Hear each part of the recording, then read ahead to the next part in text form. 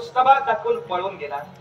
अर्थात आपल्या अपरिमित अशा युद्ध कौशल्याचं कौतुक करत कर्ण पुत्र ऋषकेतू आपल्याला प्रणाम करतोय. आशीर्वचन असावं. नमस्काराला आशीर्वाद शास्त्रालय प्रतिवादी म्हणून उभा राहिला. पण ज्याला नमस्कार केला त्याला आशीर्वाद देणं हा माझा धर्म आहे. आशीर्वाद समाधान वाटलं. आपल्या पराक्रमाचं कौतुक मी केलं किंवा आपल्या पराक्रमाची वार्ता या रणभूमीवर शतकर्णी झाली. ती आमच्या कर्णापर्यंत पोचती झाली. अर्थात ज्याच्या अंगीचे पराक्रम आहे त्याचं कौतुक करणं ही माझी सवय आहे आणि म्हणूनच आपल्या पराक्रमाचं मी कौतुक केलं. सवय तुमची काहीही असू द्या, तुमच्याच कटकातील एक वीर नुकताच युद्धाला माघार घेऊन गेलाय. अगदी सत्य. तुम्हाला काही नव्यानं सांगायला नको. तुमचा याज्ञिक अश्व आम्ही बंधन केलेलं आहे. अगदी सत्य. राजे इंद्रभानू कर्ण पुत्र ऋषकेतू आपल्या नेत्रासमोर उभा राहिला. याच्या मुळाशी कारणच ते ठरलं. काय? आर्तवाची विनंती करतोय मी आपल्याला, कारण सामंजस्याचा भाग आणि सामंजस्याचा भाग म्हणून मी आपल्याला सूचित करू इच्छितोय. पांडवांनी धर्म कार्य आरंभलेलं आहे. अर्थात या धर्म कार्यात सहभाग दर्शवा. तो आमचा यज्ञाश्व आपण बंदिवान केला, त्याची मुक्तता करा आणि या धर्म कार्यात पांडवांना आपण सहकार्य करा.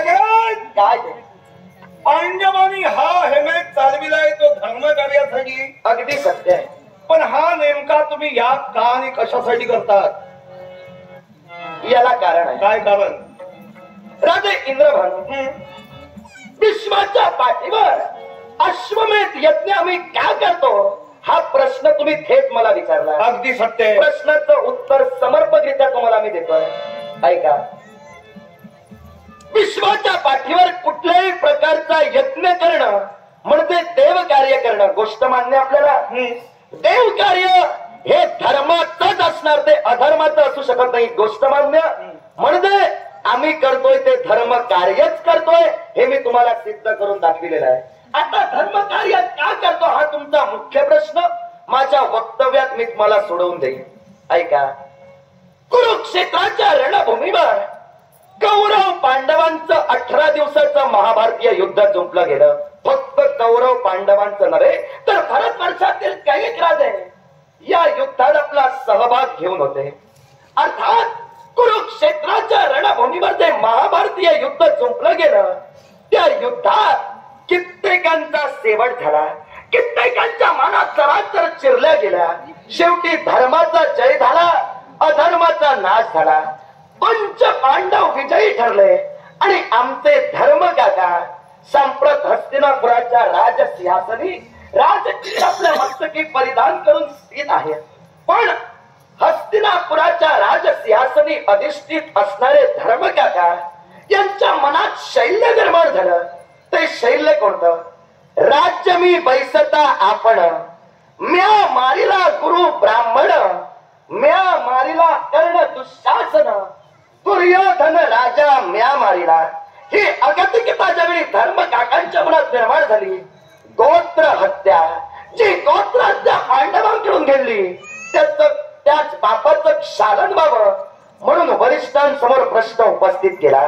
त्यावेळी वरिष्ठांच्या मुखातून निघालेली वाघेश्वरी की अश्वमेध यज्ञ करा आणि म्हणूनच जे पापाचरण आमच्या हातून घडलं, जी गोत्र हत्या घडली त्या गोत्र हत्येचं क्षालन व्हावं म्हणून आम्ही अश्वमेध यज्ञ करतोय, म्हणजे धर्मकार्य आम्ही करतोय. याच्यावर आपलं मत काय? सगळे बोला. गोत्र हत्येच्या क्षालनासाठी तुम्ही यज्ञ चालविलात. घडलेला पाप आपल्या हातून त्या पापाचा क्षय व्हावा, त्या पापाचं क्षालन व्हावं म्हणून हा तुम्ही हैमेक यज्ञ चालविलात. बरोबर? सत्य. मग मला सांगा, काय? हत्या घडली म्हणून तुम्ही हैमेक करतात. मग जो हैमेक चालू आहे त्यात किती जणांचे बळी गेले? याला कारण आहे. मग ती हत्या ते पाहतात तुमच्या माती नाही का? एक गोष्ट कायम लक्षात ठेवा. काय? राजे इंद्रभानू अश्वमेध यज्ञाचं तत्वच मुळे ते बोलताय. अश्वमेध यज्ञ हा सार्वभौमत्व सिद्ध झालेल्या राजानंच करावयाचा अश्वमेध यज्ञ आहे. यापूर्वी त्रेतायुगात प्रभू रामचंद्रांनी अश्वमेध यज्ञ केला होता. त्यांनी जी प्रक्रिया आरंभली तीच यापुढे या 17व्या द्वापारात आम्ही आरंभतोय. अर्थात अश्वमेध यज्ञाचं जे तत्व आहे ते आम्ही मोडणार नाही. अश्वमेध यज्ञाला घालून दिलेले नियम, या नियमापासून आम्ही वंचित होणार नाही. अर्थात त्या नियमानुसार आम्ही अश्व गतिमान केला. जो कुणी तुमच्यासारखा वीर आमचा यज्ञाश्व अडवतोय त्याला सक्त सूचना पत्रिकेच्या भावार्थानुसार एकतर दाती तृण घेऊन त्यांनी पांडवांना शरण यावं, न पेक्षा युद्ध करावं. आता ते युद्धासाठी उभे राहतात, त्यांची मान चिरणं आम्हाला अनिवार्य नाही का? हेच मला तुमचं बुद्धिमत्तेला पटलं नाही. आम्हाला पटतंय म्हणून आम्ही करतो. तुम्हाला पटतं येतं, आम्हाला पटतं. तुम्ही बघून घ्या. पक्षाला व्हावं म्हणून दुसऱ्याचा जीव घेणं हे आमच्या तत्वाचं तत्व आहे. तुमच्या तत्वात काय बसत नाही ते तुम्ही तुमच्या तत्वानुसार वागा. पण आमच्या ज्येष्ठांनी जो मार्ग आम्हाला सांगितला त्या तत्वाने आम्ही चालतोय. वरिष्ठांना जीवनात अनन्य साधारण महत्व आम्ही दिलं. अर्थात आमच्या वरिष्ठांनी जो मार्ग आम्हाला सूचित केला तोच योग्य आहे हे गृहीत धरून आम्ही ही कृती करतोय. मग तुम्ही तुमच्या अनुसाराने तुम्ही करतात कृती. मग कसं माझ्या बुद्धिमत्तेला ते पटलं नाही, मला ते उत्तर उचलं नाही म्हणून अश्वाची बंधन मी केलं. हा तुमचा दोष झाला. त्यावर ते तुम्ही बंधन केला, त्यावर ते मुक्ततेसाठी मी आलोय. माझं चुकलंय का? तुझं चुकलं.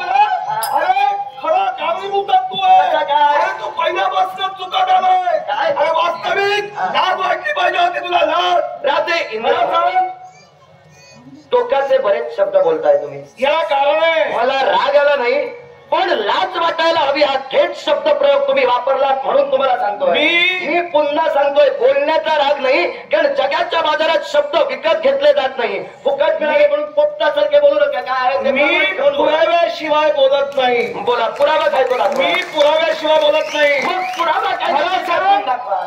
कर्णपुत्र वृक्ष घेत तू. कर्णाचा शेवट कोणी केला? पांडवांनी केला. होय ना? तुझ्या बाबाचा तुला स्वाभिमान नाही? जरूर आहे. मग जर का तुझा स्वाभिमान होता मग तो पांडवांच्या पक्षात का म्हणून आला असतो? याला कारण आहे. काय कारण? कारण तुम्हाला माहित नाही. मग थेट तुम्ही कसं काय शब्द प्रयोग वापरला? कारण तुझ्या मुखातून ऐकायचं. मग कारण ऐकून घ्या. ते तुम्हाला जर पटलं नसेल तर आता जो शब्द प्रयोग वापरला तो योग्य होता. प्रश्नाचं उत्तर देतोय ऐका. मीठ माझ्या मुखातून निघणारे शब्द ऐका. माझा पूर्णविराम झाल्यानंतर मी आपल्याला संधी देईन. नंतर आपलं वक्तव्य तुम्ही बोलण्याची सवयीच नाही आम्हाला. चांगल्या सवयी आहेत. ती अपेक्षाही आमच्याकडून करू नका. म्हणजे सवयी समोरच्याच ऐकून घेऊन नंतर बोलतो. शाबास. आता तुमच्या प्रश्नाचं उत्तर बोला. माझ्या बापाचा स्वाभिमान मला नाही असा त्याचा अर्थ होत नाही. मी जो तुमच्या नेत्रासमोर उभा राहिलोय ना, बापाचा स्वाभिमान सतेज ठेवण्यासाठीच उभा राहिलोय. माझ्या मातेचे शब्द प्रमाण ठेवूनच मी तुमच्या नेत्रासमोर उभा राहिलोय. कसा हे मी तुम्हाला कथित करेन. ऐका. ज्यावेळी कुरुक्षेत्राच्या रणभूमीवर 18 दिवसांचं महाभारतीय युद्ध सुरू होतं. महाभारतीय युद्ध सुरू असताना मी ऋषकेतू बाल्यावस्थेत होतो. माझी माता प्रभावती, मी प्रभावती नंदन. माझी माता प्रभावती ही माझा सांभाळ करत होती. पण त्यावेळी धनुर्धर पार्थ काकांनी समस्त कौरवांच्या नाशार्थ एक बाण सोडला. आता तो बाण कोणता हेही तुम्हाला सूचित करतोय. कारण तुम्ही म्हणालात समोरच्याचं पूर्ण ऐकून घेण्याची मला सवय आहे. सवय तुमची चांगली आहे म्हणून बाणाचं नाव तुम्हाला सांगतोय. ऐका. सोडलेला बाण वज्रबाण. ऐकून ठेवा. हा वज्रबाण समस्त कौरवांच्या नाशार्थ ज्यावेळी निघाला होता तो बाण माझ्याही नाशासाठी माझ्यापर्यंत पोचता झाला. त्या बाणाला माझी माता प्रभावती हिनं 3 धर्मनिष्ठ व्यक्तींची शपथ वाहिली. ते 3 धर्मनिष्ठ व्यक्ती कोण? एक म्हणजे धनुर्धर पार्थ, दुसरी व्यक्ती त्रैलोक्य वंद्य पुरुष देवर्षी नारद आणि तिसरी व्यक्ती म्हणजे जगत माऊली गोपाल कृष्ण. या 3 व्यक्तींची शपथ वाहिली आणि माझ्या मातेच्या मुखातून शब्द बाहेर पडले. जोपर्यंत या माझ्या पुत्राला मी राजमाता कुंती याच्यापर्यंत पोचती करत नाही तोपर्यंत माझ्या पुत्राला या बाणानं कोणताही उपद्रव करू नये. गोपाल कृष्ण धनुर्धर पार्थ, त्रैलोक्य वंद्य पुरुष नारद महामुनी यांची वाहिलेली शपथ ग्राह्य मानून बाण जागच्या जागी स्थिर झाला. माझ्या मातेनं माझी आजी कुंती हिच्यापर्यंत मला पोचत केलं. ज्यावेळी माझी आजी कुंती हिच्यापर्यंत मला पोचत केलं गेलं, त्यावेळी तो बाण माझ्या नाशासाठी माझ्या मागून आला. त्यावेळी आजी कुंतीनं गोपाल कृष्णाची शपथ त्या बाणाला वाहिली. त्यावेळी तो बाण गोपाल कृष्णाची शपथ वाहता क्षणी लुप्त झाला, पुढे गेला नाही. तेव्हा माझ्या आजीनं माझ्या मातेला शब्द दिला, माझ्या पुत्राबाबत जे कर्तव्य मी करू शकले नाही, हा तुझा पुत्र ऋषकेतू याच्या बाबतीत ते कर्तव्य मी पार पाडेन. मी आणि माझी भावंड आम्ही 10 जण. मला याआधी 9 भाऊ होते, पण माझ्या 9ही भावांचा शेवट कुरुक्षेत्राच्या रणभूमीवर झाला. राहिलेला वीर म्हणजे मी एकटा. माझ्या आजीनं खऱ्या अर्थानं माझं संरक्षण करेन हा शब्द माझ्या आईला दिला. माझ्या आईनं त्यानंतर खऱ्या अर्थानं स्त्री धर्म साकारण्यासाठी पती मागून सती जाण्याचा निर्णय घेतला. त्यावेळी माझ्या आईच्या मुखातून शब्द बाहेर पडले, माझ्या लाडक्या लढीवाळा ऋषकेतू जा, तुझा आणि माझा सहवास यापुढे संपला. तुझी आजी राजमाता कुंती यापुढे तुला जे ज्ञानार्जन करेल तेच तू ग्राह्य मान आणि यापुढचं तुझं जीवन तू राजमाता कुंती हिच्या समवेत व्यतीत कर. मी बाल्यावस्थेत होतो, पण ज्यावेळी मी 18 वर्षाचा झालो त्यावेळी राजमाता कुंती म्हणजे माझी आजी हिला मी प्रश्न केला, माझी जन्मदाती पितृदेवता कोण, किंबहुना ती या क्षणी कुठं आहे. त्यावेळी त्रैलोक्य वंद्य पुरुष देवर्षी नारद महामुनींचं तिथं आगमन झालं. नारद महामुनींनी प्रत्यक्षात माझ्या पितृदेवतेचा शेवट कोणी केला ही वार्ता मला कथित केली आणि घडलेली काळाची स्थित्यंतर ग्राह्य मानता माझी आजी कुंती हिनं मागचे जे वर्ष माझा सांभाळ केला त्याचं फलित तिला प्राप्त करून देण्यासाठी नव्हे तर माझ्या मातेचे शब्द प्रमाण मानण्यासाठी मी पांडव कटकात राहिलो.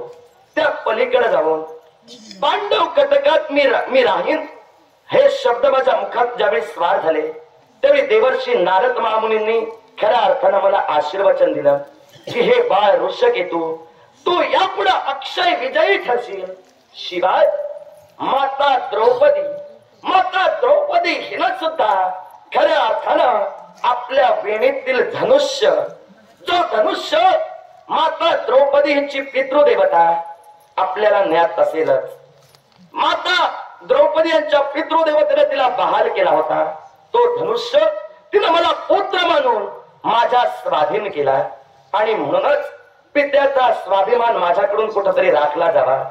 माझी पितृदेवता आपतांबाबत जे करू शकले नाही ते माझ्याकडून कुठेतरी घडावं म्हणूनच पांडव कटकात मी सहभागी झालो आणि पांडव कटकाचा अभ्युदय साध्य करत मी तुमच्या नेत्रासमोर उभा राहिलो. इथं माझी कुठं तुम्हाला भ्याड प्रवृत्ती दिसली?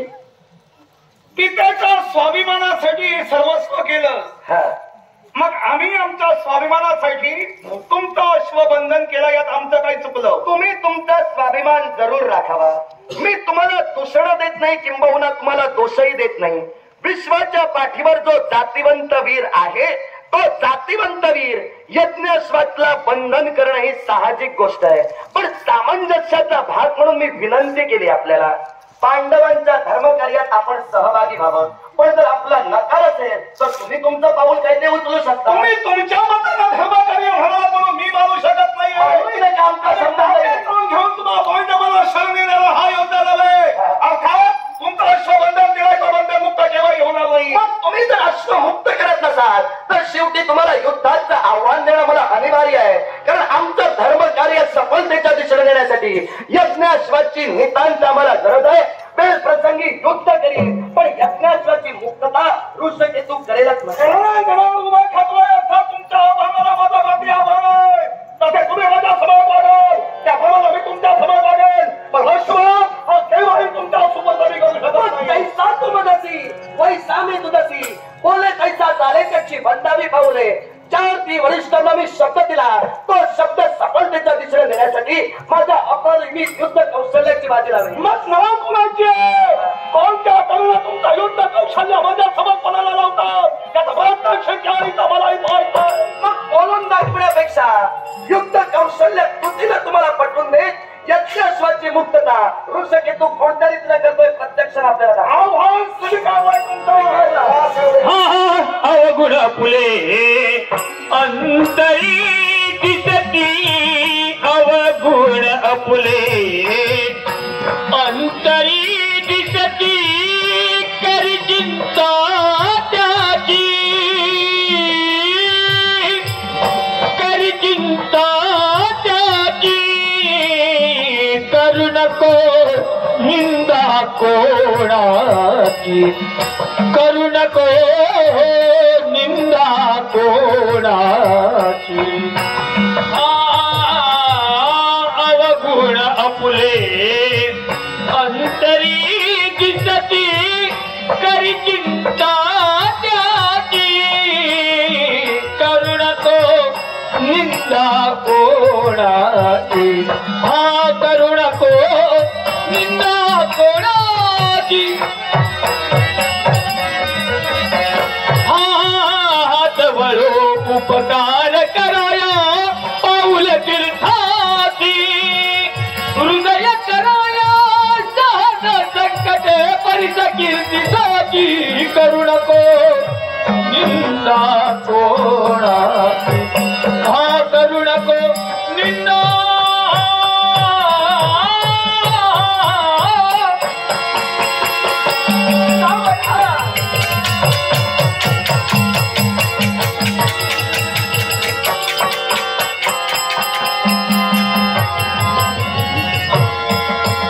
शेवटी युद्धाला विश्वास दिलाय पण मी बेसावध